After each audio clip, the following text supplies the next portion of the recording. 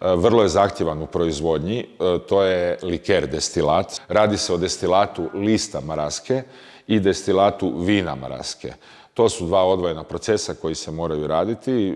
List se macerira, pa se potom destilira u alkohol, u rakiji i jabukovači. S druge strane se višnja maraska kao takva fermentira, od nje se proizvodi vino. Destilira se i ta dva destilata se objedinjuju i u sve to skupa se dodaje šećer.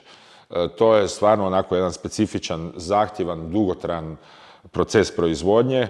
Dobivamo liker koji je proziran, sa visokim udjelom alkohola, 28%, i visokim udjelom šećera, više nego drugi likeri. Svake godine radimo upravo taj proces. To se baš poklopi kada su najvrući dani u godini, oko 40 stupnjeva. Dovezemo to u svoj pogon i to se sve sjecka ručno, jedno 3 dana na plus 40. Doslovno je sve to. Ima i znoja, ima i svega u cijeloj priči, tako to curi znoj na sve strane. Jer doslovno moraš ručno sjeckati svaki list, jel?